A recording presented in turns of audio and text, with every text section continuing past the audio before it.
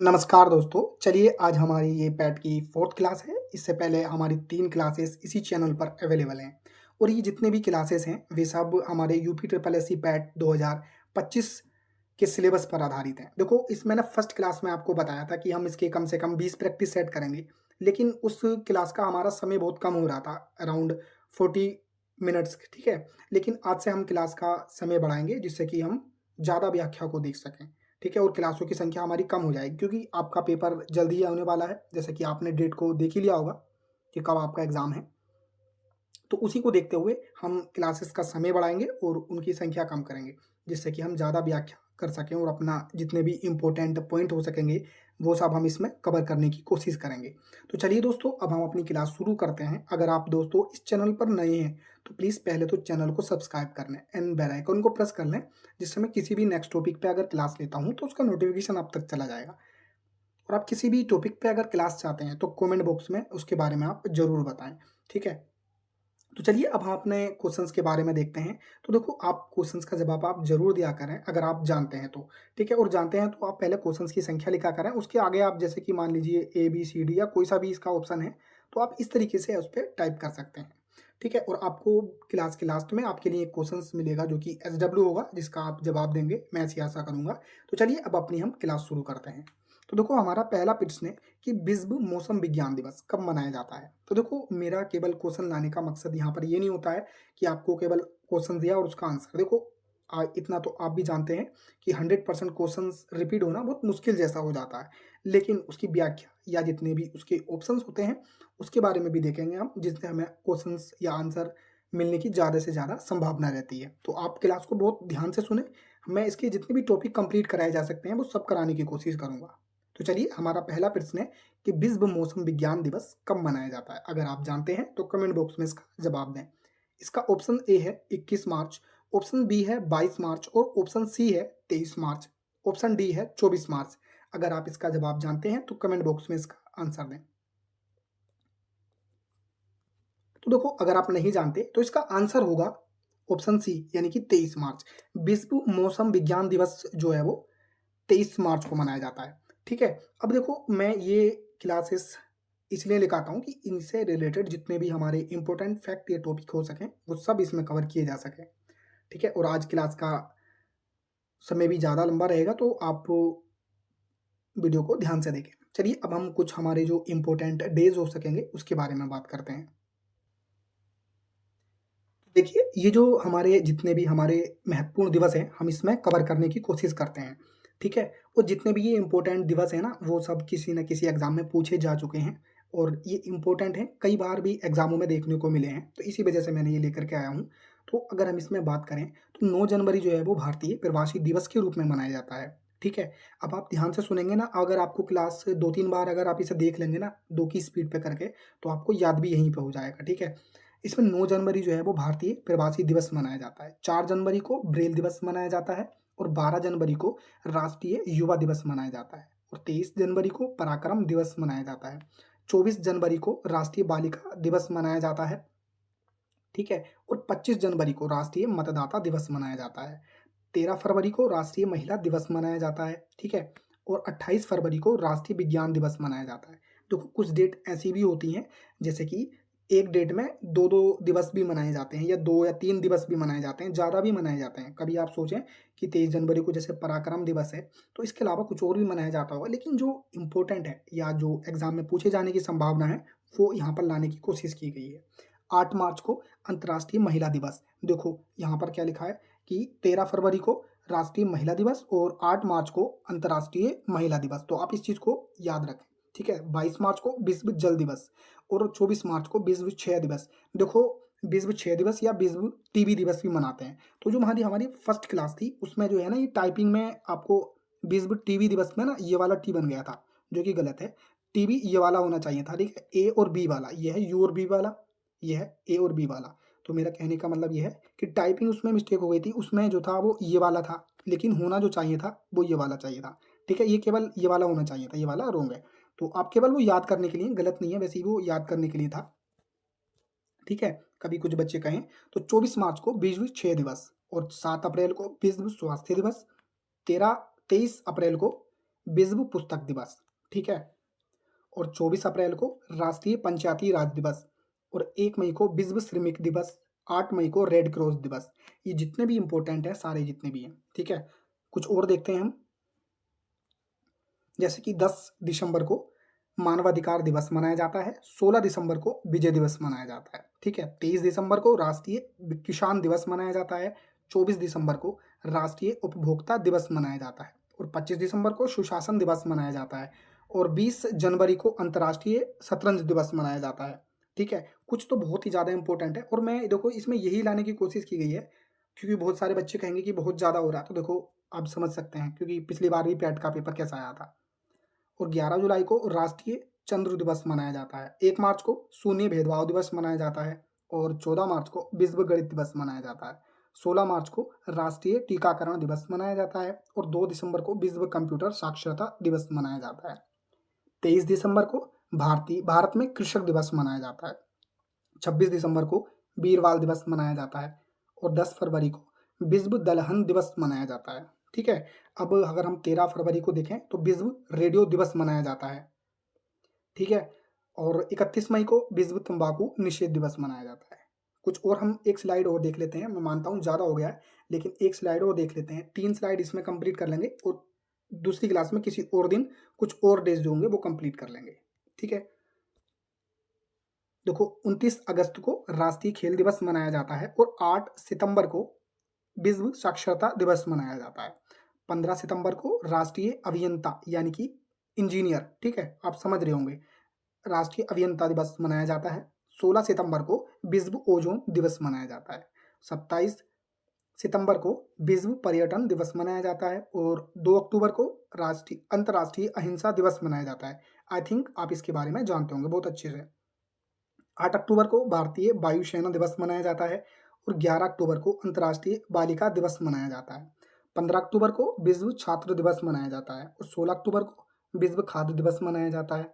24 अक्टूबर को 16 अक्टूबर को विश्व खाद्य दिवस मनाया जाता है, और 24 अक्टूबर को संयुक्त राष्ट्रीय दिवस मनाया जाता है। 15 नवंबर को जनजातीय गौरव दिवस मनाया जाता है, और 26 नवंबर को राष्ट्रीय दुग्ध दिवस मनाया जाता है। 1 दिसंबर को विश्व एड्स दिवस मनाया जाता है, ठीक है। 4 दिसंबर को भारतीय नौसेना दिवस मनाया जाता है। 5 दिसंबर को विश्व मृदा दिवस मनाया जाता है। चलिए अब हम अपना नेक्स्ट प्रश्न देखते हैं। तो हमने अभी अपने इस क्वेश्चंस के बारे में देखा कि विश्व मौसम विज्ञान दिवस कब मनाया जाता है, तो वो है 23 मार्च। इसकी हमने व्याख्या भी की। आई थिंक आपको ये मेथड बहुत अच्छा लगता होगा, आप इसके बारे में बता सकते हैं, ठीक है। अगर हम देखो मार्च के ही कुछ इंपॉर्टेंट डेज देखें ना, तो जैसे कि 1 मार्च को शून्य भेदभाव दिवस, और 1 मार्च को ही ना विश्व नागरिक सुरक्षा दिवस भी मनाया जाता है, और 3 मार्च को विश्व वन्य जीव दिवस मनाया जाता है, ठीक है। और 4 मार्च को अगर हम बात करें तो राष्ट्रीय सुरक्षा दिवस मनाया जाता है, ठीक है। और 8 मार्च को अंतर्राष्ट्रीय महिला दिवस मनाया जाता है। अगर हम 15 मार्च की बात करें तो विश्व उपभोक्ता दिवस मनाया जाता है, और अगर हम 18 मार्च की बात करें तो विश्व निद्रा दिवस मनाया जाता है, ठीक है। और अगर हम अब देखें 22 मार्च को तो विश्व जल दिवस मनाया जाता है, ठीक है। मैं एक बार और बता देता हूँ, 1 मार्च को शून्य भेदभाव दिवस और विश्व नागरिक सुरक्षा दिवस मनाया जाता है, ठीक है। 3 मार्च को विश्व वन्यजीव दिवस मनाया जाता है, और 4 मार्च को राष्ट्रीय सुरक्षा दिवस मनाया जाता है। 8 मार्च को अंतर्राष्ट्रीय महिला दिवस मनाया जाता है, और 15 मार्च को विश्व उपभोक्ता दिवस मनाया जाता है, ठीक है। और 18 मार्च को विश्व निद्रा दिवस मनाया जाता है, और 22 मार्च को विश्व जल दिवस मनाया जाता है। चलिए अब हम अपना नेक्स्ट प्रश्न करते हैं।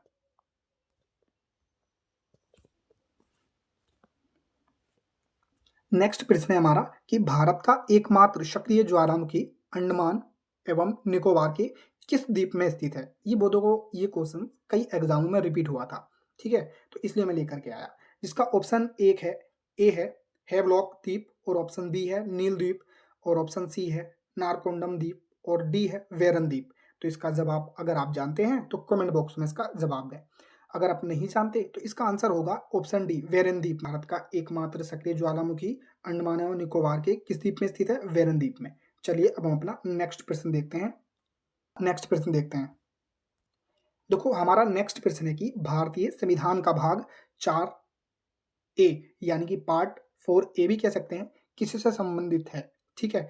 ऑप्शन ए है राज्य के नीति निर्देशक तत्वों से, ठीक है। ऑप्शन बी है मूल अधिकारों से और ऑप्शन सी है मूल कर्तव्यों से। ऑप्शन डी है व केंद्र राज्य संबंध से। अगर आप जानते हैं इसके बारे में तो बताएं कमेंट बॉक्स में, ठीक है। भारतीय संविधान का भाग 4A किससे संबंधित है? राज्य के नीति निर्देशक तत्वों से, ऑप्शन बी मूल अधिकारों से, ऑप्शन सी मूल कर्तव्यों से और ऑप्शन डी केंद्र राज्य संबंध से। अगर आप जानते हैं तो कमेंट बॉक्स में इसका जवाब दें।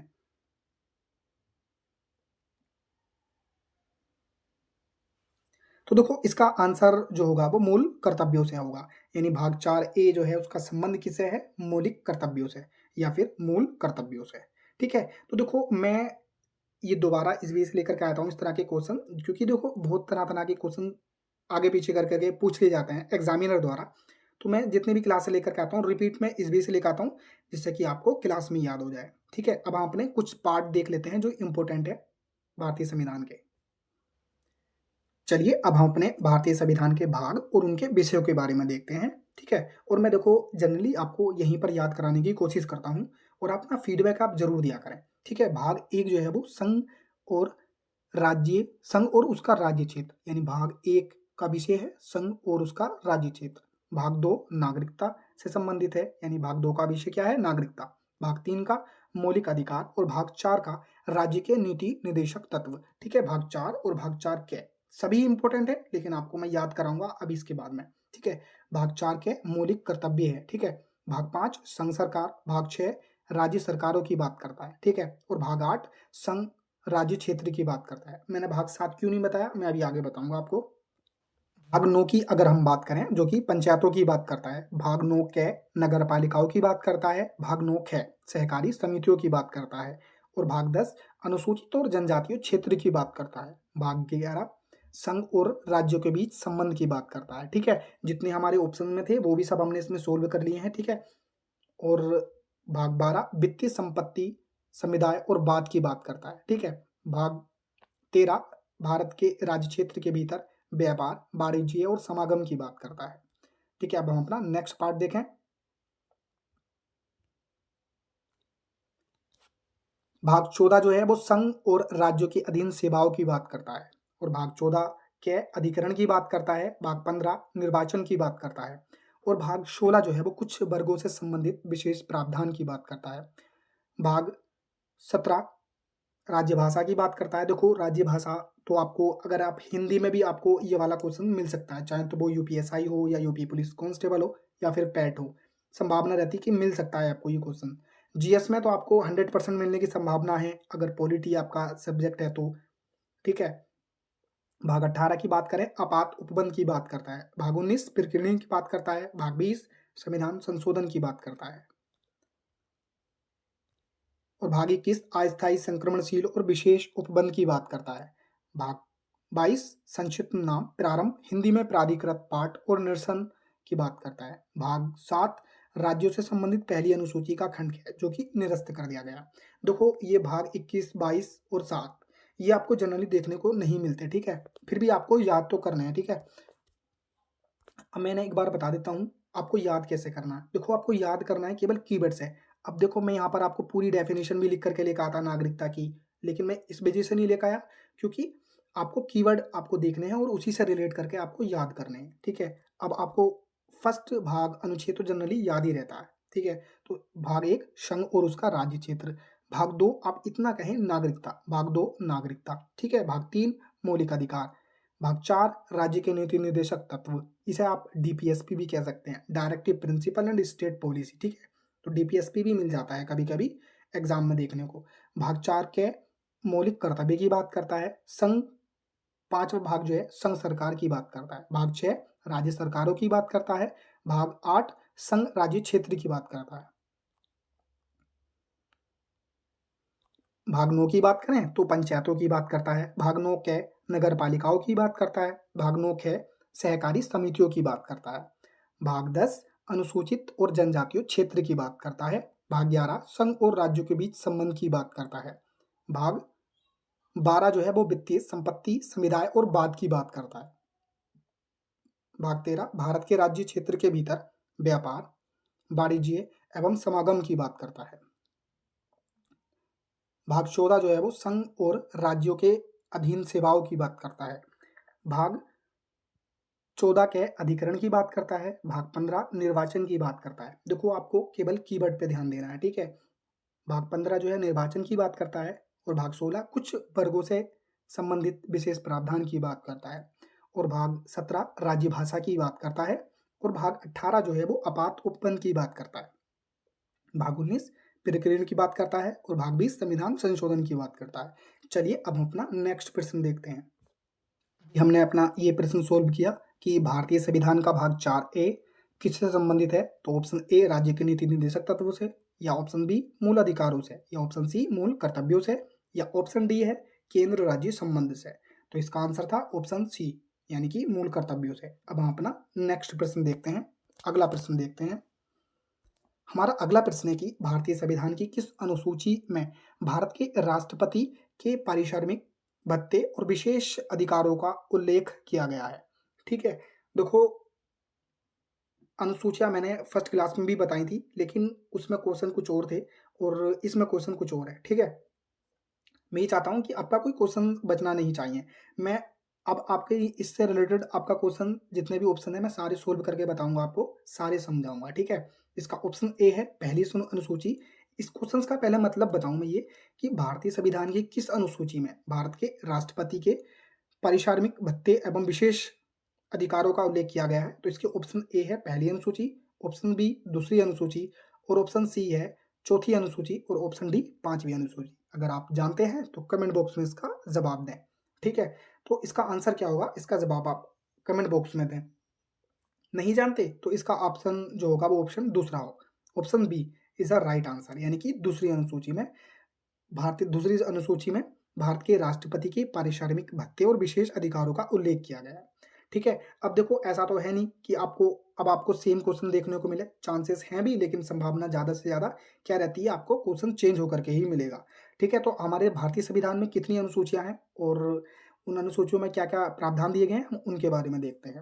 अब हम अनुसूचियों के बारे में बात करते हैं। देखो मैं चाहूंगा तो इस क्लास को आपको 2 घंटे की 3 घंटे की भी बना करके दे सकता हूँ, लेकिन मैं ये सोचता हूँ कि कम समय में आपको ज़्यादा मिल जाए। ठीक है, क्योंकि अगर मैं चाहूँ तो इन अनुसूचियों पर अलग क्लास ले सकता हूँ, हर चीज़ पर अलग क्लास ले सकता हूँ, लेकिन मैं ये सोचता हूँ कि आपका अगर प्रैक्टिस सेट हो रहा है ना, तो वो उसके तरीके से ही होना चाहिए। ठीक है, उनसे रिलेटेड सारे इंपॉर्टेंट हमारे पॉइंट सब कवर होने चाहिए। अब देखो इस क्लास में मैं पूरा सिलेबस तो कंप्लीट नहीं करवा सकता, लेकिन हाँ कुछ जो सिलेबस के पॉइंट हैं वो कंप्लीट करा दूंगा। देखो जैसे कि अभी हमने भारतीय संविधान के भाग देखे, ठीक है, और इससे पहले हमने दिवस देखे थे, अब हम अनुसूचियां देख रहे हैं। ठीक है, ऐसे करके हम अनुच्छेद भी देखेंगे और संशोधन भी देखेंगे, सारी चीजें कवर करेंगे, लेकिन 1 बाय 1। ठीक है, जिससे कि आपको समझ में भी आए। अगर हम अनुसूची 1 की बात करें, पहले अनुसूचियां देख लेते हैं, उसके बाद मैं याद करने का तरीका बताऊंगा। अनुसूची 1 में राज्य एवं केंद्र शासित प्रदेश की बात करता है।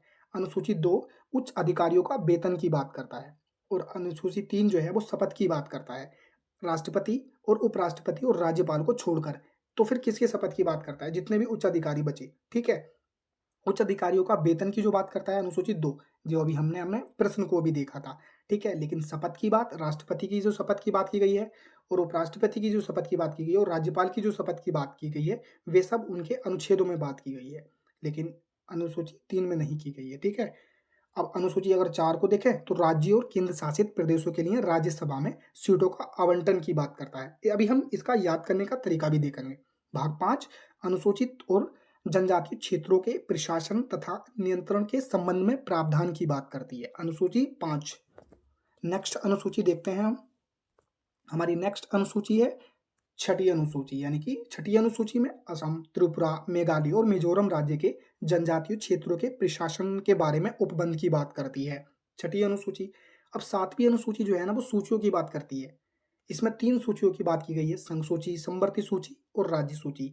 ठीक है, संघ सूची वे होती है जिस पर केंद्र सरकार कानून बनाती है, राज्य सूची जिस पर राज्य सरकार बनाती है, और संवर्ती सूची देखो राज्य का भी अधिकार होता है, केंद्र का भी, लेकिन इसमें जो है राज्य संघ की वरीयता ज्यादा होती है। ठीक है, मैं इसके बारे में डिटेल आपको क्लास ले लेंगे, अभी आप इसे इतना ही समझें कि 7वीं अनुसूची में देखो 3 सूचियां होती हैं, संघ सूची, समवर्ती सूची और राज्य सूची। ठीक है, और अब अगर हम 8वीं अनुसूची की बात करें तो इसमें भाषा की बात की गई है, यानी कि मान्यता प्राप्त भाषाओं की बात की गई है। देखो मूल संविधान में हमारी 14 भाषाएं थी, लेकिन वर्तमान में 22 वर्तमान में 22 कैसे हुई हैं? संशोधन करके, ठीक है, जोड़ी गई हैं। तो टोटल इस समय वर्तमान में 22 भाषाओं का उल्लेख जो है हमारी भारतीय संविधान की 8वीं अनुसूची में है। 9वीं अनुसूची में भूमि सुधार की बात की गई है, 10वीं अनुसूची में दल बदल की बात की गई है, और 11वीं में पंचायतों की बात की गई है, 12वीं में नगर पालिकाओं की बात की गई है। ठीक है, अब मैं आपको इन्हें याद करने का तरीका बताता हूँ। देखो, आपको मैं फिर कहूँगा कि आप कीवर्ड पे ध्यान दें। अनुसूची 1 राज्य और केंद्र शासित प्रदेश की बात करती है, जनरली आपको याद रहेगा। दूसरी अनुसूची जो है वो वेतन की बात करती है। अब देखो, ये तो आपको पता ही है कि उच्च अधिकारियों की बात की जाएगी अनुसूचियों में, ठीक है? आप ऐसा रिलेट कर लें। तो अनुसूची 2 में वेतन की बात की गई है, अनुसूची 3 में शपथ की बात की गई है। देखो, अब शपथ ये आपके लिए इम्पोर्टेंट है, राष्ट्रपति, उपराष्ट्रपति और राज्यपाल को छोड़कर। यानी कि अनुसूची 3 में किसकी शपथ की बात नहीं की गई है? राष्ट्रपति, उपराष्ट्रपति और राज्यपाल। क्योंकि देखो, क्वेश्चंस आपको घुमा करके भी पूछा जा सकता है। तो अनुसूची 3 में शपथ की बात की गई है, 2 में वेतन की बात की गई है, 1 आपको पता है। और चौथी अनुसूची जो है ना, राज्यसभा में सीटों के आवंटन की बात की गई है। ठीक है, आप यहाँ से रिलेट कर लें कि राज्यसभा में सीटों का आवंटन, इतना याद रखें आप। ठीक है, नेक्स्ट 5वीं यानी अनुसूची को देखें हम, तो अनुसूचित और जनजाति क्षेत्रों के प्रशासन तथा नियंत्रण के बारे में प्रबंध प्रावधान की बात की गई है। छठी अनुसूची देखो, सबसे यूनिक जैसी अनुसूची है।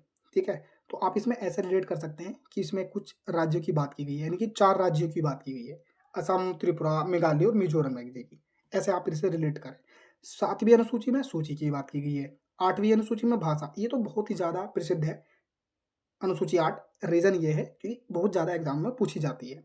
अब 9वीं अनुसूची जो है ना, भूमि सुधार से है। अब आप इसे कैसे याद करेंगे 9वीं अनुसूची को?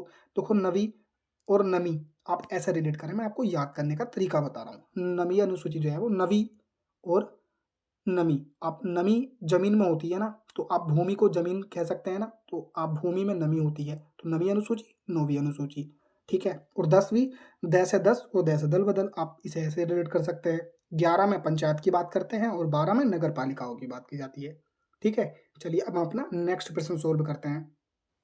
तो अभी हमने ये क्वेश्चन सोल्व किया जिसका आंसर था हमारा option B is a right answer, यानी दूसरी अनुसूची में पारिश्रमिक और भत्ते की बात की गई है। किसके? राष्ट्रपति जी के। तो देखो, अब मैंने आपको 12 अनुसूचियों के बारे में बताया। ठीक है, अब मैं ऐसी आशा करूंगा कि आपका 12 अनुसूचियों से कोई भी क्वेश्चन नहीं होगा। ठीक है, जो देखो, मूल संविधान में हमारे 8 अनुसूचियां थी, लेकिन वर्तमान में 22 हैं। ठीक है, तो इन 4 अनुसूचियों को संशोधनों के द्वारा जोड़ा गया। इन पर किसी टाइम और बात कर लेंगे। ठीक है, चलिए अब हम अपना नेक्स्ट प्रश्न देखते हैं। हमारा नेक्स्ट प्रश्न है कि 1932 में अखिल भारतीय हरिजन संघ की स्थापना किसने की थी? अगर आप इसका जवाब जानते हैं तो कमेंट बॉक्स में दें। देखो, इसका ऑप्शन ए है डॉक्टर भीमराव अंबेडकर जी के द्वारा या महात्मा गांधी जी के द्वारा, ऑप्शन बी, और ऑप्शन सी है राजेंद्र प्रसाद जी के द्वारा, या ऑप्शन डी जवाहरलाल नेहरू जी के द्वारा। अगर आप जानते हैं तो कमेंट बॉक्स में इसका जवाब दें। तो अगर अगर आप नहीं जानते तो इसका आंसर मैं बताता हूँ आपको, जो कि option B is right answer, यानी कि 1932 में अखिल भारतीय हरिजन संघ की स्थापना की गई। किसके द्वारा? महात्मा गांधी जी के द्वारा। चलिए अब हम थोड़ा सा भारतीय अखिल अखिल भारतीय हरिजन जो संघ था इसके बारे में हम थोड़ी सी बात करते हैं, जो आपके लिए इंपॉर्टेंट है। अब आप ध्यान से सुने थोड़ा। जो एक दो इम्पोर्टेंट पॉइंट हैं वो ये कि देखो, 30 सितंबर 1932 को गठित अखिल भारतीय हरिजन संघ का नाम पहले अस्पृश्यता निवारण संघ रखा गया था। ठीक है, मैं आपको एक बार और बताऊं कि जो अखिल भारतीय हरिजन संघ है, जो इसका स्थापना जो थी 30 सितंबर 1932 को गठित अखिल भारतीय हरिजन संघ का नाम पहले अस्पृश्यता निवारण संघ रखा गया था। ठीक है, तो ये आपके लिए इंपॉर्टेंट पॉइंट है कि इससे पहले इसका क्या नाम था? इसका जो नाम था वो अस्पृश्यता निवारण संघ था। ठीक है, चलिए हम अपना नेक्स्ट प्रश्न देखते हैं। भारत के राष्ट्रपति का पद का चुनाव कौन कराता है? इसका ऑप्शन ए है राज्यसभा सचिवालय, और ऑप्शन बी भारत निर्वाचन आयोग, और ऑप्शन सी लोकसभा सचिवालय। ठीक है, और ऑप्शन डी केंद्रीय मंत्रिमंडल। नेक्स्ट प्रश्न है हमारा, भारत के पद राष्ट्रपति के पद का चुनाव कौन आयोजित कराता है? इसका ऑप्शन ए है राज्यसभा सचिवालय, और ऑप्शन बी है भारत निर्वाचन आयोग। ठीक है, या ऑप्शन सी है लोकसभा सचिवालय, और ऑप्शन डी है केंद्रीय मंत्रिमंडल। अगर आप जवाब जानते हैं तो कमेंट बॉक्स में इसका जवाब दें। तो देखो इसका आंसर अगर आप नहीं जानते तो मैं आपको बताऊं, इसका आंसर होगा ऑप्शन बी, यानी कि भारत निर्वाचन आयोग जो है वो राष्ट्रपति के पद का चुनाव कराता है। ठीक है, आप लोग देखो जैसे कि आप लोग जानते होंगे कि अनुच्छेद 324 के बारे में, ठीक है, अनुच्छेद 324 के बारे में आप लोग जानते होंगे। अगर मैं इसके बारे में बताऊं कि देखो भारत निर्वाचन आयोग को राष्ट्रपति, उपराष्ट्रपति और संसद या राज्य विधानसभाओं के चुनाव आयोजित कराने की जिम्मेदारी दी गई है। यानी कि निर्वाचन आयोग जो है वो भारत निर्वाचन आयोग को राष्ट्रपति, उपराष्ट्रपति, संसद और राज्य विधानसभाओं के चुनाव आयोजित कराने की जो संपूर्ण जिम्मेदारी है वो किसके पास है? भारत निर्वाचन आयोग। ठीक है, चलो अगर देखो अभी आप जैसे कि जानते हैं राष्ट्रपति से रिलेटेड बहुत सारे आर्टिकल हैं और जो पूछे जाते हैं एग्जामों में, तो हम थोड़े से आर्टिकल की बात करते हैं। चलिए अगर हम इसके कुछ इंपॉर्टेंट आर्टिकल देखें जो कि राष्ट्रपति से संबंधित हैं, तो अब आप ध्यान से सुने। देखो आर्टिकल 52 जो कि राष्ट्रपति की बात करता है, ठीक है, और अनुच्छेद 53 कार्यपालिका शक्ति राष्ट्रपति में निहित होगी, ठीक है, और अनुच्छेद 54 निर्वाचन की बात करता है, और अनुच्छेद 55 जो है वो निर्वाचन प्रणाली की बात करता है जो कि एकल संक्रमणीय प्रणाली है, ठीक है, और अनुच्छेद 56 जो है वो कार्यकाल की बात करता है, और अनुच्छेद 57 ये पुनर्निर्वाचन की बात करता है, 58 में योग्यता दे रखी है, और 59 में शर्तें दे रखी हैं, और 60 में शपथ दे रखी है राष्ट्रपति के लिए जो कि मैंने अभी बताया। अनुसूची 2 में शपथ, अनुसूची 3 में राष्ट्रपति को, अनुसूची 3 के तहत राष्ट्रपति को शपथ नहीं दिलाई जाती, लेकिन अनुच्छेद 60 के तहत राष्ट्रपति जी को शपथ दिलाई जाती है, और 61 में महाभियोग प्रक्रिया की बात की गई है। मैं आपको एक बार और बताता हूँ कि अनुच्छेद 52 जो है वो राष्ट्रपति की बात करता है, अनुच्छेद 53 कार्यपालिका की शक्ति राष्ट्रपति में निहित होगी, ठीक है, अनुच्छेद 54 जो है वो निर्वाचन की बात करता है, और अनुच्छेद 55 निर्वाचन प्रणाली की बात करता है जो कि एकल संक्रमणीय प्रणाली होगी, ठीक है, अनुच्छेद 56 जो है वो कार्यकाल की बात करता है, अनुच्छेद 57 पुनर्निर्वाचन की बात करता है, और अनुच्छेद 58 जो है वो योग्यता की बात करता है, अनुच्छेद 59 शर्तों की बात करता है राष्ट्रपति के लिए, और अनुच्छेद 60 जो है वो शपथ की बात करता है, अनुच्छेद 61 महाभियोग प्रक्रिया की बात करता है। तो आई थिंक आपको ये समझ में आ गए होंगे। देखो आप जो है ना किसी भी अगर टॉपिक पढ़ा करें तो आपको उसे रिलेट करके पढ़ना होता है जिससे कि आपको ज़्यादा लंबे समय तक याद रहे। चलिए अब अपना हम नेक्स्ट प्रश्न देखते हैं। हमारा अगला प्रश्न है जो कि आपके लिए इंपॉर्टेंट है, द फेसबुक की स्थापना 2004 में हुई। देखो ये क्वेश्चन मैं आपके लिए इसलिए लिखा है कि इसमें बहुत ज़्यादा नॉलेज भी मिलेगी आपको, और इसके सारे हम ऑप्शन भी बात करेंगे, ठीक है। द फेसबुक की स्थापना 2004 में हुई तथा अगस्त 2005 में इसका नाम बदलकर फेसबुक कर दिया गया। इसके संस्थापक कौन है? ठीक है, अगर मैं चाहता तो क्वेश्चन इतना भी ला सकता था कि इसके संस्थापक कौन है, ठीक है, लेकिन मैंने इसमें बहुत सारी नॉलेज जोड़ी जो कि आपके लिए बेनिफिशियल होगा। यानी कि क्वेश्चन ऐसे भी पूछा जा सकता है कि फेसबुक जब स्थापना हुई तो तब उसका क्या नाम था, तो द फेसबुक, ठीक है, तो आप इसे ध्यान से समझें और पढ़ें। प्रश्न है कि द फेसबुक की स्थापना 2004 में हुई तथा अगस्त 2005 में इसका नाम बदलकर फेसबुक रख दिया गया, और इसके संस्थापक कौन है? मेन क्वेश्चन जो है वो ये, इसका ऑप्शन ए है Steve Jobs, option B Bill Gates, और ऑप्शन सी मार्क जुगरबर्ग, ठीक है, और ऑप्शन डी लैरी पेज। तो अगर आप जानते हैं इसका जवाब तो कमेंट बॉक्स में इसका जवाब दें।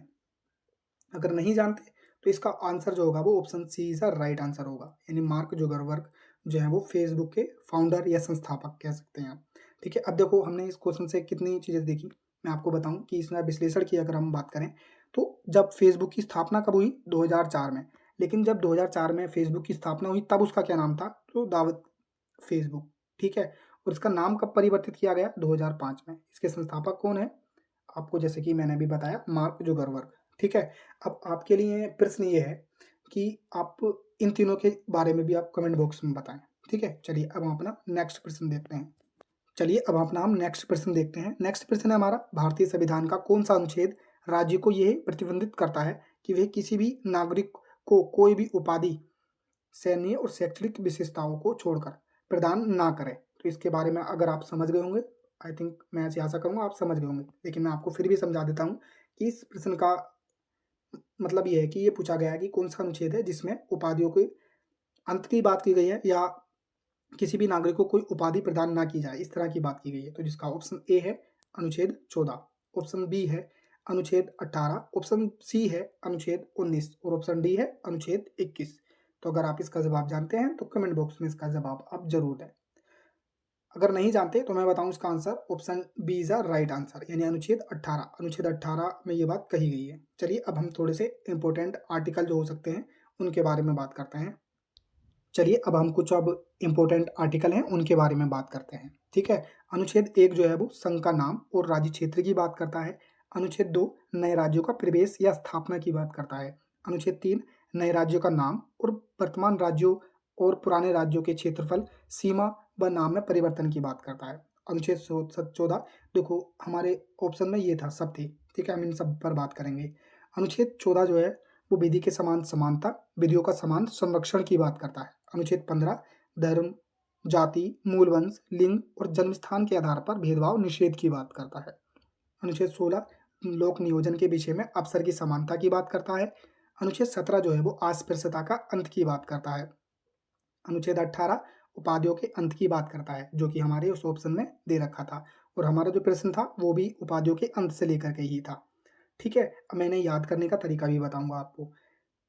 अब अनुच्छेद 19 वाक स्वतंत्रता आदि विषयक कुछ अधिकारों का संरक्षण की बात करता है। अनुच्छेद 20 दो सिद्धियों के संबंध में संरक्षण की बात करता है। ठीक है, मैं आपको एक बार और बता देता हूँ ये वाले अनुच्छेद, क्योंकि सारे ही इंपॉर्टेंट हैं।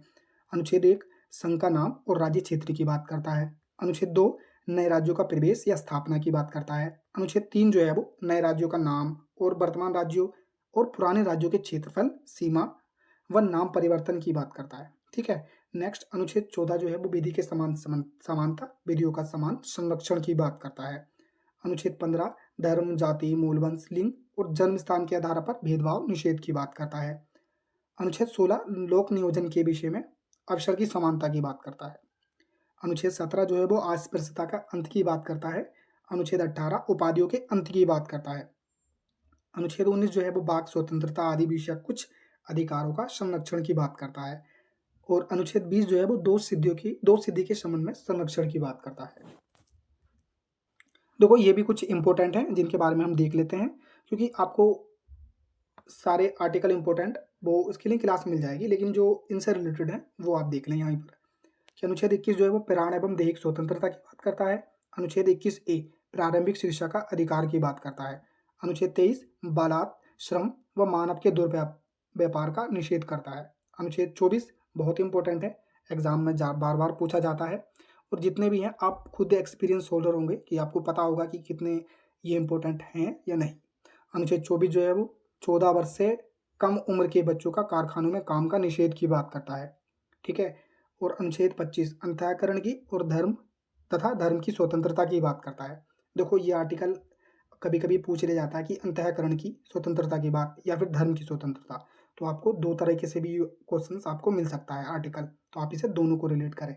अनुच्छेद 30 अल्पसंख्यक वर्गों का शिक्षा संस्थाओं की स्थापना और प्रशासन करने का अधिकार की बात करता है। अनुच्छेद 32 जो है वो संवैधानिक उपचारों का अधिकार की बात करता है। अनुच्छेद 37 डीपीएसपी यानी कि directive principle and state policy न्यायालय में परिवर्तनीय नहीं होंगे। और अनुच्छेद 38 जो है वो लोक कल्याणकारी राज्य की बात करता है। और अनुच्छेद 39 ए निःशुल्क कानूनी सहायता की बात करता है। ठीक है, आपको ये समझ में आया होगा। मैं एक बार और आपका रिवीजन करा देता हूँ, आप क्लास को एक दो बार ले लिया करें क्योंकि ये आपके लिए बहुत इंपॉर्टेंट है। अनुच्छेद 21 जो है वो प्राण एवं दैहिक स्वतंत्रता की बात करता है। अनुच्छेद 21 ए प्रारंभिक शिक्षा का अधिकार की बात करता है। अनुच्छेद 23 जो है बलात्श्रम व मानव के दुर्व्यापार का निषेध की बात करता है। अनुच्छेद 24 जो है वो 14 वर्ष से कम उम्र के बच्चों का कारखाने में काम का निषेध की बात करता है। अनुच्छेद 25 अंतःकरण की और धर्म की स्वतंत्रता की बात करता है। अनुच्छेद 30 अल्पसंख्यक वर्गों का शिक्षा संस्थाओं की स्थापना और प्रशासन करने का अधिकार की बात करता है। अनुच्छेद 32 संवैधानिक उपचारों के अधिकार की बात करता है। अनुच्छेद 37 डीपीएसपी न्यायालय में परिवर्तनीय नहीं होंगे। अनुच्छेद 38 लोक कल्याणकारी राज्य की बात करता है। अनुच्छेद 39 से निःशुल्क कानूनी सहायता की बात करता है। देखो हमने कितने एक क्वेश्चन में कितने क्वेश्चन सोल्व किए, मैं अगर आपको बताऊं तो आप देख सकते हैं मैंने कितने सोल्व करने की कोशिश की। अब आपको इनसे रिलेटेड कितने भी क्वेश्चन बन सकते हैं। अगर हम फिर भी जनरली देखें तो 1 2 3 4 5 6 7 8 9 10 ठीक है, 10 आर्टिकल हमने यहाँ पे कवर किए और 11, 12, 13, 14, 15, 16, 17, 18, 19, 20 यानी कि हमने 20 आर्टिकल कंप्लीट कर लिए एक क्वेश्चन में। ठीक है, और इन क्वेश्चन से आर्टिकल से कितने क्वेश्चंस बनाए जा सकते हैं आप लोग बहुत अच्छे से जानते हैं। चलिए अब अपना हम नेक्स्ट प्रश्न देखते हैं। अब हमारा नेक्स्ट प्रश्न है कि हाल ही में कनाडा इंडिया फाउंडेशन द्वारा किसे global India of the year award से सम्मानित किया गया है, जिसका ऑप्शन ए है सुधा मूर्ति, ऑप्शन बी अनिल अग्रवाल और ऑप्शन सी है सदगुरु जग्गी वासुदेव और ऑप्शन डी है नारायण मूर्ति। अगर आप इसका जवाब जानते हैं तो कमेंट बॉक्स में बताएं। अगर आप नहीं जानते तो मैं इसकी अगर बात करूं तो इसका option is C is a right answer, यानी कि सदगुरु जग्गी वासुदेव। ये आपको क्वेश्चन देखने को मिल सकता है क्योंकि ये करंट से रिलेटेड आपका क्वेश्चन है। चलिए अब अपना हम नेक्स्ट प्रश्न देखते हैं। हमारा नेक्स्ट प्रश्न है कि चीन की राजधानी क्या है। Option A Shanghai, option B Beijing और ऑप्शन सी हांगकांग। ठीक है, और ऑप्शन डी वुहान। अगर आप जानते हैं तो बताएं। देखो हमारे जितने भी इसमें ऑप्शन है वो सारे इंपॉर्टेंट है। अब वुहान के नाम से तो आप पहचान ही गए होंगे कि मैं क्या कहना चाह रहा हूँ। ठीक है, अब हम जैसे कि आपको जानते ही हैं वुहान के बारे में, कोरोना जो था यहीं से शुरू हुआ था। अगर हम इसकी चीन की राजधानी की बात करें तो इसका option C B is a right answer, यानी चीन की राजधानी क्या है, बीजिंग। देखो मैं यहाँ पर ये क्वेश्चन इसलिए से लेकर आया क्योंकि हमारे पैट के सिलेबस में पड़ोसी देश के बारे में बात की गई है। ठीक है, तो इसके बारे में हम इस वीडियो में बात करते हैं। अब हम पड़ोसी देश के बारे में देखते हैं अपने जितने भी हैं। चलिए अब हम अपने पड़ोसी देश के बारे में देखते हैं क्योंकि इनसे रिलेटेड आपको एक ना एक क्वेश्चन जरूर मिलेगा। ये आपका स्टैटिक सिलेबस से लिया गया है, जैसा कि आप लोग जानते ही हैं आपके सिलेबस का ही है ये। और हम इसमें जितने भी अपने देश हैं पड़ोसी उनके बारे में बात करते हैं क्योंकि देखो ये हमारे जो देश हैं आप इनके बारे में जानते हैं, लेकिन समुद्री जो सीमा लगाते हैं तो वो दो देश और हैं। ठीक है, जिसमें एक है श्रीलंका और दूसरा आप बताएंगे। ठीक है, नेक्स्ट वीडियो जो हम पड़ोसी देश की कवर करेंगे ना उसमें आपको सारी डिटेल मिल जाएगी। इसमें हम जो जनरली संभावना हो एग्जाम में आने की उसकी बात करते हैं। तो अगर देखो हमने चीन के बारे में बात की थी, लेकिन अगर हम अब बात करें सबकी, ये क्रम है। सबसे बड़ी सीमा बांग्लादेश से, उसके बाद चीन से, पाकिस्तान से, नेपाल से, म्यांमार, भूटान और अफगानिस्तान, ये क्रम है। जनरली आपको ये नहीं पूछेगा कि कितनी सीमा लगती है, लगेगी भी तो मैं नेक्स्ट वीडियो में कवर कर दूंगा। ठीक है, तो अगर हम बांग्लादेश की राजधानी की बात करें तो ढाका है और जिसकी मुद्रा टका है और राजकीय भाषा जो है ना बांग्लादेश की वो बंगला है। ठीक है, बंगला। और एक बार मैं बताऊं आपको कि बांग्लादेश की राजधानी ढाका और मुद्रा क्या है टका और राजकीय भाषा बंगला। आप इसी तरीके से सीक्वेंस में से याद करेंगे ना तो याद हो जाएगा, बांग्लादेश ढाका टका बंगला, इस तरीके से आप याद करें।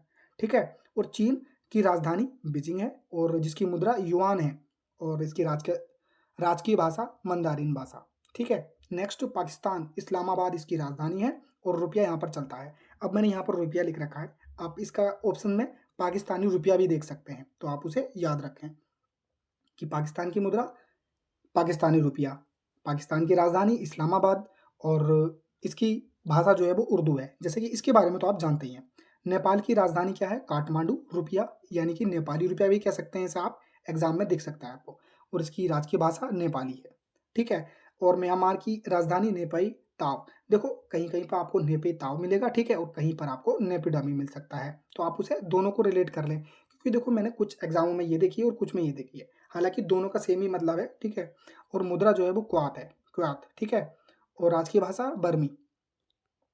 नेक्स्ट अगर हम देखें भूटान, तो भूटान की राजधानी थिम्पू, न्यूगल्ट्रम यहाँ की मुद्रा है और यहाँ की राजकीय भाषा जोखा। ठीक है, और अफगानिस्तान की राजधानी काबुल और अफगानी यहाँ की मुद्रा है। यहाँ पर आपको ऑप्शन में मिल भी सकता है कि अफगानी रुपया। ठीक है, इस तरीके से भी, या फिर आपको अफगानी मिल सकता है। नेक्स्ट अगर हम इसकी राजकीय भाषा की बात करें तो पास्तो और दरी, ठीक है, इसकी राजकीय भाषा है। मैं आपको एक बार और बताता हूँ इसके बारे में कि बांग्लादेश की राजधानी ढाका, मुद्रा टका और राजकीय भाषा बांग्ला है। चीन की राजधानी बीजिंग और मुद्रा युआन और मंदारिन इसकी राजकीय भाषा है। पाकिस्तान की राजधानी इस्लामाबाद है, इसकी मुद्रा रुपया और राजकीय भाषा क्या है, उर्दू। ठीक है, नेपाल की राजधानी काठमांडू, रुपया इसकी मुद्रा और नेपाली इसकी भाषा। ठीक है, म्यांमार की राजधानी नेपैताव और इसकी मुद्रा क्या है, क्वात और इसकी भाषा बर्मी है। भूटान की राजधानी क्या है, थिम्पू, न्यूगल्ट्रम इसकी मुद्रा है और इसकी राजकीय भाषा जोखा है। अफगानिस्तान की राजधानी काबुल है और अफगानी इसका मुद्रा है और पास्ते इसकी राजकीय भाषा है। अब हम इसकी ट्रिक भी देख लेते हैं कि आपको सभी देशों की ट्रिक वो किसकी कितनी सीमा लगती है, अगर आप इसका डिटेल में चाहिए तो आप इसे ज़ूम करके देख सकते हैं, सारी चीज़ें लिखी हैं। देखो इसकी विशेष एक क्लास अलग ली जाएगी जिसमें पड़ोसी देश के बारे में होगा, क्योंकि ये क्लास बहुत ही लंबी हो जाएगी। जो आपके लिए इम्पोर्टेंट है करंटली वो उस पे बात कर लेते हैं। देखो भारत के पड़ोसी देश से याद करने की अगर ट्रिक की बात करें तो बचपन में भूत देखा, आप इसे देख सकते हैं, ठीक है? ये इम्पोर्टेंट है, आप इसे रिलेट करके देखें। तो देखो इसके सारे शब्दों को कैसे आपको एडजस्ट करना है वो मैं आपको बताता हूँ। तो बचपन में वह आएगा जो कि बांग्लादेश को डिनोट करता है, यानी बचपन में वह बांग्लादेश, और च चीन, और पे आपको मिलेगा पाकिस्तान के लिए, और नेपाल के लिए, ठीक है? मैं से यहाँ पर म्यांमार, और भू से यहाँ पर भूटान, और यहाँ से भूत में से तय जो आएगा उसमें आएगा अफगानिस्तान, तान से आप देख सकते हैं, ठीक है? मैंने आपको याद कराया भारत के पड़ोसी देश की ट्रिक जो है की है बचपन में भूत देखा, ठीक है? इसकी बचपन में से ब निकालेंगे तो बांग्लादेश आएगा, और च चीन, पे से पाकिस्तान, ने से नेपाल, और में से म्यांमार, भू से भूटान, तय से अफगानिस्तान। अब कुछ बच्चे कहेंगे कि तय में अफगानिस्तान से तो एफ ए आ रहा है और तय तो शुरू हो नहीं रहा है, केवल मैं आपको याद कराने की ट्रिक बता रहा हूँ, ठीक है? चलिए अब हम अपना नेक्स्ट प्रश्न देखते हैं, और विश्लेषण चाहिए तो आप यहाँ से देख सकते हैं। नेक्स्ट प्रश्न हम अपना देखते हैं। चलिए अब हमारा नेक्स्ट प्रश्न है, अगला हमारा प्रश्न ये है कि भारत के जनसंख्या इतिहास में किस अवधि को स्थिर अवस्था कहा जाता है, ठीक है? यानी कि भारत के जनसंख्या इतिहास में किस अवधि को स्थिर अवस्था कहा जाता है, जिसका ऑप्शन ए है 1871 से 1901, ऑप्शन बी है 1901 से 1921, और ऑप्शन सी है 1921 से 1951 तक, ठीक है? और ऑप्शन डी है 1951 से 1981 तक, ठीक है? अगर आप इसका जवाब जानते हैं तो कमेंट बॉक्स में इसका जवाब दें।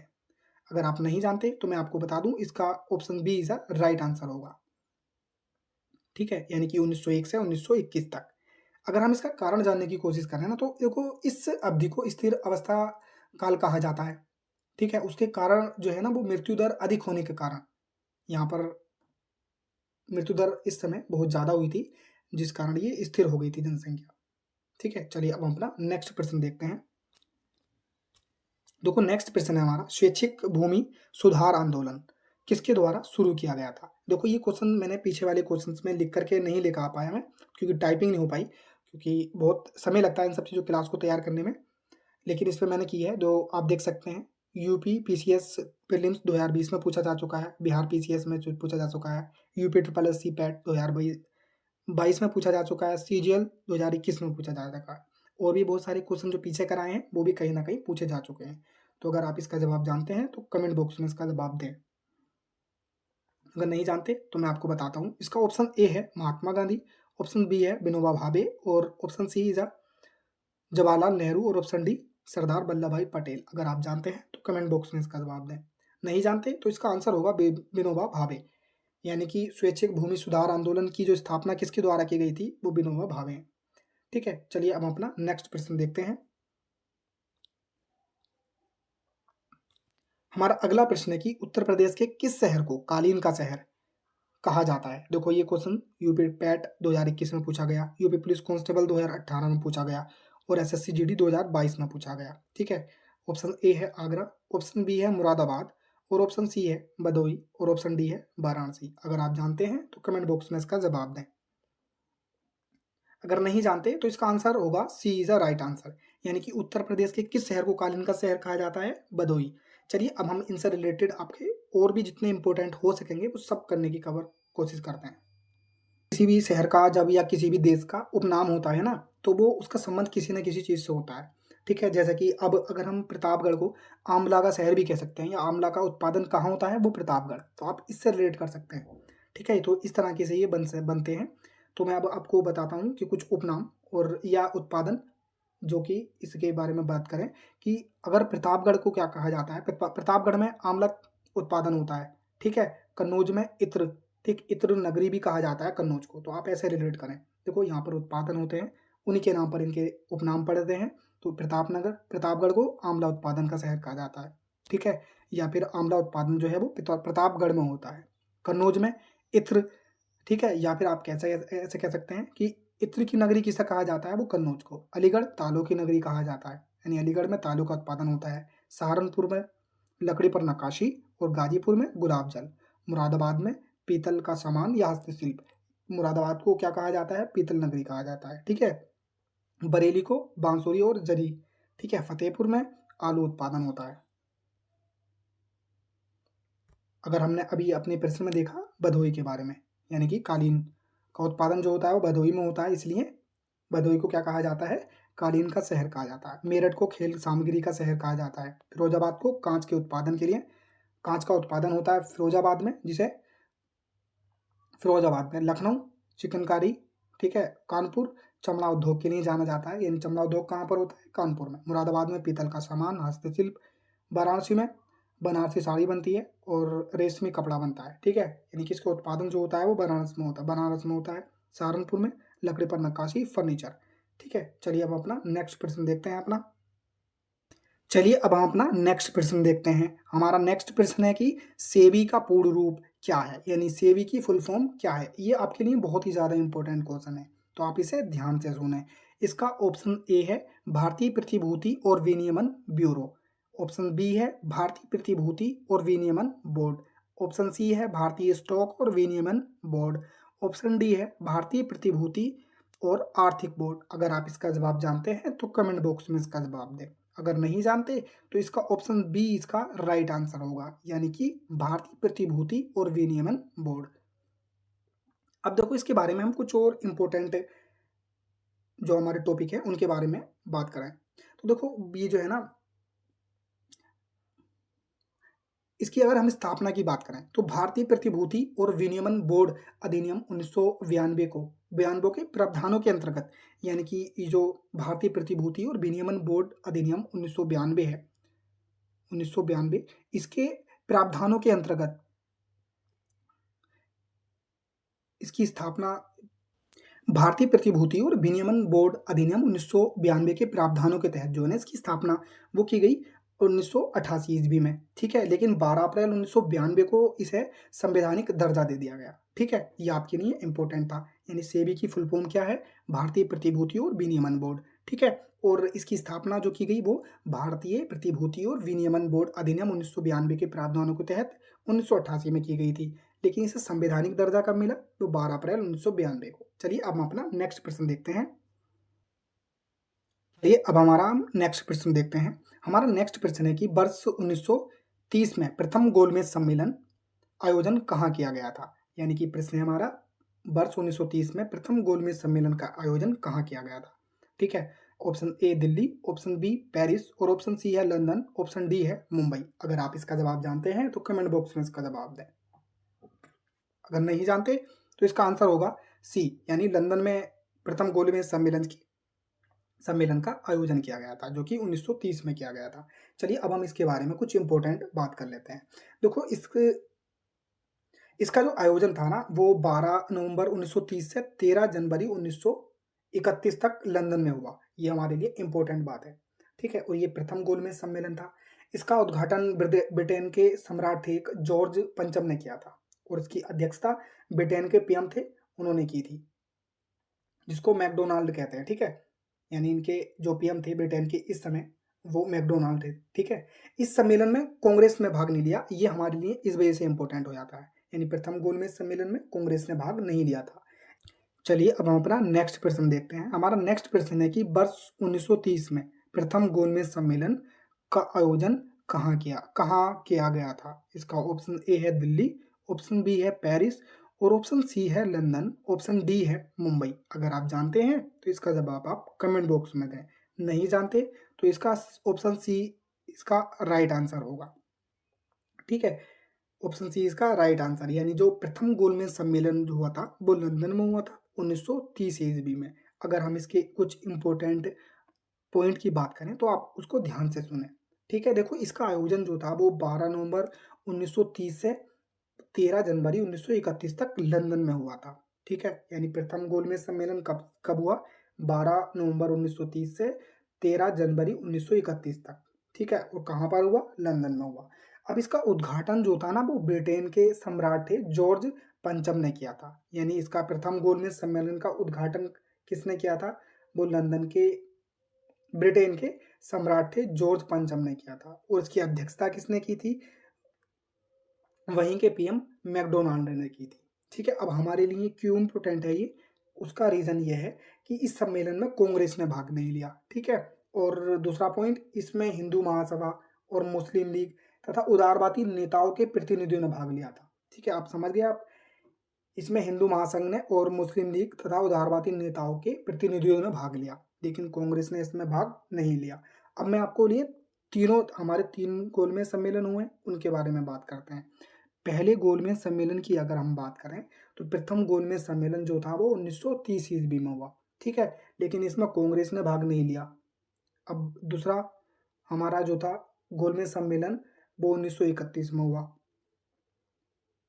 अब ये हमारे लिए क्यों इम्पोर्टेंट है, क्योंकि इसमें गांधी जी ने भाग लिया था, ठीक है। अब तीसरा गोलमेज सम्मेलन 1932 ईस्वी में हुआ, ठीक है, जिसमें गांधी जी ने भाग नहीं लिया। अब आप समझ गए इस चीज को, पहला गोलमेज सम्मेलन 1930 में हुआ जो कि कांग्रेस ने भाग नहीं लिया इस गोलमेज सम्मेलन में, ठीक है। 1931 में दूसरा गोलमेज सम्मेलन हुआ जिसमें गांधी जी ने भाग लिया, ठीक है। दूसरा सम्मेलन जो था वो 1931 में हुआ जिसमें गांधी जी ने भाग लिया, और तीसरा गोलमेज सम्मेलन 1932 में हुआ जिसमें गांधी जी ने भाग नहीं लिया, ठीक है। ये क्यों इंपॉर्टेंट है मैंने बताया और उसके बारे में बताया, तीनों गोलमेज सम्मेलन के बारे में बताया। चलिए अब हम अपना नेक्स्ट प्रश्न देखते हैं। नेक्स्ट प्रश्न है हमारा कि हाल ही में खुवानी फूल महोत्सव कहाँ मनाया गया। Option A Ladakh, option B Kashmir और ऑप्शन सी हिमाचल प्रदेश और ऑप्शन डी उत्तराखंड। अगर आप जानते हैं तो कमेंट बॉक्स में इसका जवाब दें, अगर नहीं जानते तो मैं आपको बता देता हूँ, इसका आंसर होगा ऑप्शन ए लद्दाख में, यानी खुवानी फूल महोत्सव कहाँ मनाया गया, लद्दाख में मनाया गया, ठीक है। चलिए अब हम अपना नेक्स्ट प्रश्न देखते हैं। हमारा नेक्स्ट प्रश्न है कि किस गिरे का वातावरण सल्फ्यूरिक अम्ल के घने सफेद और पीले बादलों से निर्मित होता है। ऑप्शन ए है मंगल और ऑप्शन बी है बुध, ऑप्शन सी है शुक्र और ऑप्शन डी है बृहस्पति। अगर आप जानते हैं इसका जवाब तो आप कमेंट बॉक्स में इसका जवाब दें, नहीं जानते तो मैं इसका जवाब आपको दे देता हूँ। इसका ऑप्शन ऑप्शन जो है वो सी इसका राइट आंसर होगा, यानी कि शुक्र। शुक्र ग्रह का जो वातावरण है वो सल्फ्यूरिक अम्ल के घने सफेद और पीले बादलों से निर्मित होता है, ठीक है। चलिए अब हम देखो, अब इसमें गिरे आए हैं तो हम इसके क्रम और बढ़ती दूरी के आधार पर गिरों को देख लेते हैं जिससे कि हमें याद हो जाएगा। और मैं ऐसी आशा करूंगा कि अगर क्रम और बढ़ती दूरी के आधार पर अगर क्वेश्चन आया गिरों से तो वो आपका 100% सोल्व होगा। चलिए अब हम कुछ इंपॉर्टेंट फैक्ट देखते हैं गिरोह से रिलेटेड जो कि हमारे लिए इंपॉर्टेंट है एग्जाम के लिहाज से, ठीक है। अब अगर हम ट्रिक को देखते हैं इसमें, क्योंकि आपको यहीं पर याद होने की संभावना ज़्यादा से ज़्यादा रहती है, ठीक है। आकार के घटते क्रम में अगर गिरोह को देखें और बढ़ती दूरी में गिरोह के क्रम को देखें, ठीक है, तो उसकी ट्रिक मैं अभी आपको याद कराता हूँ। तो देखो, आपको जो है ना टॉक टाइम में आपको रिचार्ज से जनरली याद ही रहेगा, तो इसी वजह से मैंने ये ट्रिक जो है आपके रिचार्ज से रिलेटेड आपको बनाई है, ठीक है। अगर हम आकार के घटते क्रम में देखें, यानी कि सबसे बड़ा फिर उससे छोटा फिर उससे छोटा फिर सबसे छोटा, अगर हम आकार के घटते क्रम में देखें तो उसके लिए ट्रिक होगी 46 में अब पाएं 523 का टॉक टाइम, यानी कि 46 रुपये में अब पाएं 523 का टॉक टाइम। मैं आपको पूरा एडजस्ट करना बताऊंगा अभी। और नेक्स्ट हम देखेंगे बढ़ती दूरी में गिरे का क्रम, यानी कि सूर्य के बाद गिरे का क्रम, सबसे पहले उसके बाद उसके बाद उसके बाद, ठीक है। तो उसकी ट्रिक होगी 35 में 246 अब, यानी कि जो टॉक टाइम था वो 46 में अब पाए 523 तक का था, अब जो है वो 35 पे 246 अब। आपको याद हो जाएगा क्लास में ही, बस आपको ध्यान से सुनना है। अब जो ये गिरे हैं इन्हें आप जैसे कि रीजनिंग में क्वेश्चन सोल्व करते होंगे, आपको जो डेज होते होंगे वो उनका कोड बना रखा होगा, जैसे कि सोमवार का 1, मंगलवार का 2, बुधवार का 3, इस तरीके से, ठीक है। तो आपको ये 4, 6 उसी से रिलेट करने हैं, ठीक है। अब जैसे कि 4, 6 ABP 5, 2, 3, इसे यानी कैसे याद करेंगे, आकार के घटते क्रम में अगर गिरे क्रम देखें तो उसकी ट्रिक होगी 46 में अब पाएं 523 का टॉक टाइम, यानी कि 4 पर क्या आएगा आप डे से काउंट कर सकते हैं, सोमवार मंगल बुध बृहस्पति, यानी कि बृहस्पति गिरे जो है अब 4 पर आएगा, 6 पर क्या आएगा शनि, ए से अरुण। अब आप इसको ध्यान से सुने, अब हम इसकी ट्रिक को एडजस्ट करते हैं, यानी 4, 6 पर क्या आएगा या ABP पर क्या आएगा या 5 to 3 पर क्या आएगा। 4 पर आपको डे काउंट करने हैं, जैसे कि सोमवार मंगल बुधवार, इस तरीके से आपने रीजनिंग में भी कर रखे होंगे, तो आपको वही तरीका आजमाना है यहाँ पर भी। यानी 4 पर क्या आएगा आप ऐसे रिलेट कर सकते हैं, सोमवार पर 1, मंगल पर 2, बुध पर 3 और बृहस्पतिवार पर 4। तो बृहस्पतिवार को आप बृहस्पति गिरे मान लें, ठीक है, तो इस पर 4 आएगा। ठीक है। 6 पर क्या आता है, शनि आता है, और ए से अरुण, बी से वरुण, पी से पृथ्वी, और 5 पर क्या आता है, शुक्रवार, तो शुक्र ग्रह हो जाएगा। 2 पर क्या आता है, मंगल, तो मंगलवार तो मंगल ग्रह हो जाएगा। 3 पर बुधवार, तो बुध ग्रह हो जाएगा। यानी कि 4 पर क्या आएगा, बृहस्पति, 6 पर क्या आएगा, शनि, ए से अरुण, बी से वरुण, और पी से पृथ्वी, 5 पर आएगा शुक्र, और 2 पर आएगा मंगल ग्रह, और 3 पर आएगा हमारा बुध ग्रह। यानी आकार में घटते क्रम में अब ग्रह आपकी ट्रिक जो है वो 46 में अब पाए 523 का टॉक टाइम। आई थिंक अब आप नहीं भूलेंगे, ठीक है। यानी कि हमारा बुध जो है वो सबसे बड़ा, बृहस्पति जो है वो सबसे बड़ा ग्रह है आकार में, उसके बाद शनि, उसके बाद अरुण, उसके बाद वरुण, और उसके बाद पृथ्वी, उसके बाद शुक्र, उसके बाद मंगल, और उसके बाद बुध, ठीक है। अब इसी तरीके से आपको इसे रिलेट करना है।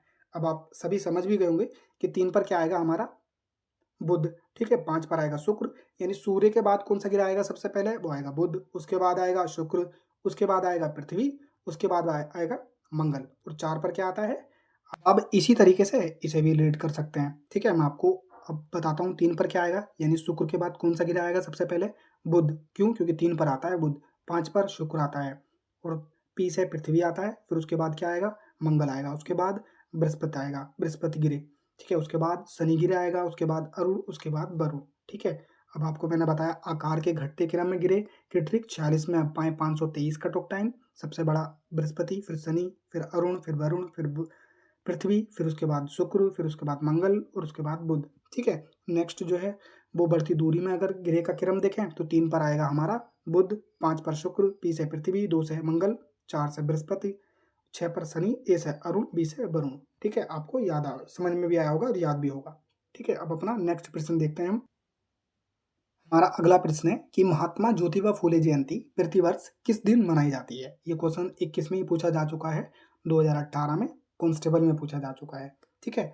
ऑप्शन ए 14 अप्रैल, और ऑप्शन बी है 5 जून, ऑप्शन सी है 11 अप्रैल, और ऑप्शन डी है 2 अक्टूबर। अगर आप जानते हैं तो कमेंट बॉक्स में बताएं, नहीं जानते तो इसका आंसर आप ध्यान से सुने, इसका answer C is a right answer, यानी कि 11 अप्रैल को मनाई जाती है, ठीक है। अब अपना हम नेक्स्ट प्रश्न देखते हैं। नेक्स्ट प्रश्न है हमारा, सत्यशोधक समाज की स्थापना किसके द्वारा की गई थी, ठीक है। ऑप्शन ए राजा राम मोहन राय जी के द्वारा, ऑप्शन बी ईश्वर चंद्र विद्यासागर जी के द्वारा, ऑप्शन सी महात्मा गांधी जी के द्वारा, और ऑप्शन डी ज्योतिबा फूले जी के द्वारा। अगर आप जानते हैं तो कमेंट बॉक्स में इसका आंसर जरूर दें। का जो राइट आंसर होगा वो option D is a right answer होगा, यानी कि सत्यशोधक समाज की स्थापना जो की गई थी वो ज्योतिबा फूले जी के द्वारा की गई थी, ठीक है। एक रचना है गुलामगिरी जो कि ज्योतिबा फूले जी की है, और ये बहुत ज़्यादा प्रसिद्ध है और एग्जाम में पूछी जाती है, ठीक है। और इसकी स्थापना जो थी वो सत्यशोधक समाज की स्थापना 1873 ईस्वी में की गई थी पुणे में। पुणे कहाँ पर है, महाराष्ट्र में।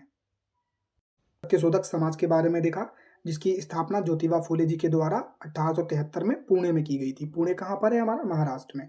और ज्योतिबा फूले की एक रचना जो कि बहुत रचनाएं हैं जो कि प्रसिद्ध है वो है गुलामगिरी, जो कि एग्जाम में पूछी जाती है। चलिए अब अपना नेक्स्ट प्रश्न देखते हैं। चलिए प्रश्न है कि भारत में भारतीय कम्युनिस्ट पार्टी की स्थापना कब की गई थी, ठीक है। इसका जवाब आप कमेंट बॉक्स में दें, ऑप्शन इसके ये दे रखे हैं, ठीक है। जिसका ऑप्शन ए है 1920, और ऑप्शन बी 1921, ऑप्शन सी है 1925, और ऑप्शन डी है 1935, ठीक है। अगर आप जानते हैं इसका जवाब आप कमेंट बॉक्स में दें। ये आपका HW क्वेश्चन है। और अब आप क्लास के बारे में जरूर बताएं, आपको क्लास कैसी लगी, या आपको किसी और अन्य टॉपिक पे क्लास चाहिए तो वो भी आप कमेंट बॉक्स में बता सकते हैं, मैं उसको जल्द से जल्द कवर करने की कोशिश करूंगा, ठीक है। और क्लास कैसी लगी इसका फीडबैक आप जरूर दिया करें, क्योंकि आप जानते हैं ये देखो 1 घंटे की लगभग क्लास है जो कि आपके लिए इम्पोर्टेंट है। और आप सारी क्लासें लिया करें जितने भी इसमें सीरीज में दे रखी हैं। अब पहली बात तो आप सिलेबस अपना अपने हाथ में रखें, ठीक है, वो बहुत आपके लिए इम्पोर्टेंट है। तो आपको किसी और तरह की क्लास चाहिए, या आप इसमें संशोधन करना चाहते हैं, या कुछ और ऐड करना चाहते हैं, तो आप कमेंट बॉक्स में बता सकते हैं। चैनल को जरूर सब्सक्राइब कर लें एंड बेल आइकन को भी प्रेस कर लें, और अपना फीडबैक आप जरूर दिया करें, क्लास के बारे में भी, चैनल के बारे में भी, मेरा पढ़ाने के तरीके के बारे में भी। आपको कैसा लगे बताएं जरूर, ठीक है। तो अपने दोस्तों से भी इस चैनल को सब्सक्राइब करवाएं। जैसा कि आप लोग जानते हैं आपके लिए ये क्लासेस चल रही हैं जो कि फ्री ऑफ कॉस्ट है, ठीक है। तो चलिए दोस्तों, आप यहाँ तक अगर क्लास में आए तो आई थिंक आपने चैनल सब्सक्राइब कर लिया होगा, जिसके लिए बहुत बहुत धन्यवाद। और आप किसी टॉपिक पे क्लास चाहते हैं तो कमेंट बॉक्स में बता सकते हैं। क्लास कैसी लगी फीडबैक देना ना भूलें। जय हिंद, जय भारत।